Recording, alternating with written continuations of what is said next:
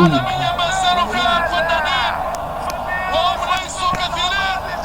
ولكن منهم مسعود غزال لما سميته عازف الليل.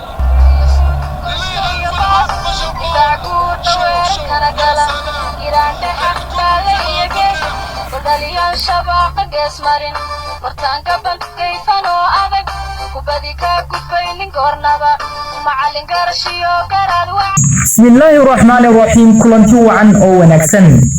أخيار قيمها بدل ملك السوء شوكتان مرتدينا مانت وعياريها كعانكا حبيب الملايين بوغر كعاوينتا عاويها هو الدبان وهدلها هو الطلمان يسوى مسعود أوسيل ومد كمدا هو وفي عن تاريخ ذا آدمها صومري كبدا عكتا قارهان خدك ده سوى حاوكو دشي ودنكا جرمالكا بشي أوتوبر تاريخ مركي حيكو ساقال بغول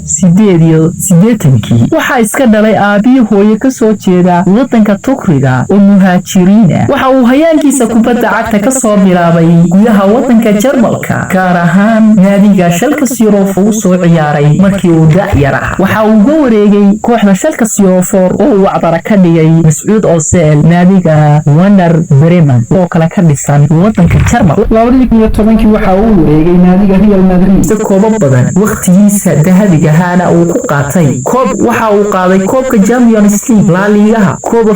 super kaabaha mudadii uu joogay Real Madrid 2013 Mas'uud Ozil waxa looga gacan haadiyay naadiga Arsenal waxaanu yimid qalcadda Emirates waxaanu tababarihii kooxda Arsenal Arsene Wenger oo lagu xanan jiray gacan adag uu iskool ku jabiyay oo noqday ciyaaryahankii ugu qaalisanaa kooxda Arsenal waqtigaas 43 milyan oo lacagta Yuurada waxaanu sii watay wacdarihii iyo hayaankii kubadda cagta waxaanu ka dhigay kooxda Arsenal ilaa hadda wacdaro waxaanu kula guuleystay koobo badan oo ay ka mid yihiin koobka FA Cup Arsenal muddo ay ka qatanay waxa uu sameeyay wacdaro kala duwan waxa uu ku guuleystay caawiyihii ugu fiicnaa horyaalka Ingiriiska laba xilli ciyaareed waxa uu ku guuleystay kooxda Arsenal ciyaaryahanka ugu fiicnaa waxa uu noqday ciyaaryahankii ugu mushaharka badnaa kooxda Arsenal soo mara waxa uu kaga duwan yahay Mas'uud Ozil ciyaaryahanada waaweyn sida Cristiano Ronaldo, Lionel Messi iyo Neymar waxa uu kaga duwan yahay waxa uu doodaa kuwa dhiban Mas'uud Ozil waxa uu ka hadlay oo ku dhiiran waayeen siyaasiyiinta caalamka gaar ahaan kuwa Islaamku inay ka hadlaan xaaladda iyo murugada ka taagan iyo dulmiga ka taagan wadanka China gaar ahaan gobolka Xinhua ay deegaan bulshada muslimiinta Igor ama lagu magacaabo East Turkmenistan ee wadanka China Mas'uud Ozil waxa uu yiri dhiiga Islaamka ee qolqolaya wadanka China kama hadlayaan muslimiintu mana xusayaan masaajidada waa la xiraa quraanku waa mamnuuc in laga akhriyo qofkii astaan diimeed loo arko waa la dilaa wadaadada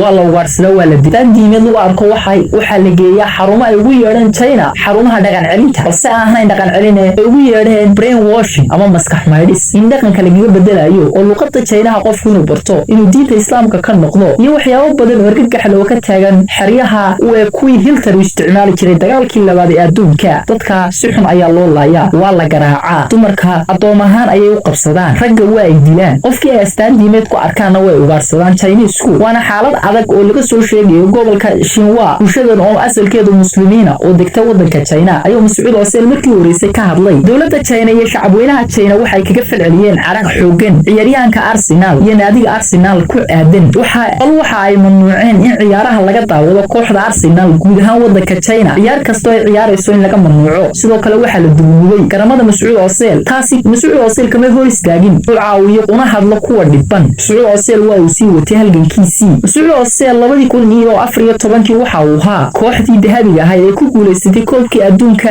ee dhacay wadanka Brazil 2014 waxaanu ahaa kooxdii baalka dahabka ka qayb qaadatay guushaas balse nasiib darro 2018 4 sano ka bacdi xulka Jarmalka waxa uu ku haray heerka guruubyada taageerayaasha xulka Jarmalka ee Almaaniya lamay dhicin Mas'uud Ozil qaar ciyaareedkiisa waana ku dhaliileen Mas'uud Ozil waxa uu kaga jawaabay jawaabtii ugu habboonayd wuxuu yiri markaad guuleysato waxa tahay Jarmal balse markaad guuldareysto waxa tahay muhaajir Turkiya Mas'uud Ozil waxa warosiisu ka dhacay wadanka Turkiga waxaana uu malxiis ka dhigtay madaxweynaha wadanka Turkiga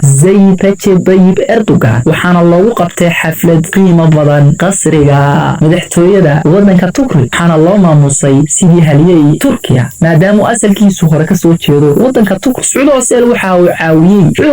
uu caawiyay rabadaantii dhaweytoole 5 waddan oo muslimiin ah oo ay ka mid yihiin Soomaaliya, Syria, Iraq, Liibiya waxaana uu marsiiyay deeqda mucaawinada hay'adda caalamiga ah UNICEF. Sacuud Ooseel taariikhda ayaa xusi doonta. Haddaba haddii aan daawadahaan kanaalka Xog Iftiisha ku soo biirin waxaan ku soo doon doonaa hadba barnaamijyo qiimo badan oo bulshada wuxuu taraya. haddaba ugu soo biir oo kanaalka subscribe saar oo walaalkiin Xusni oo idin waqtigu haydin wacnaado.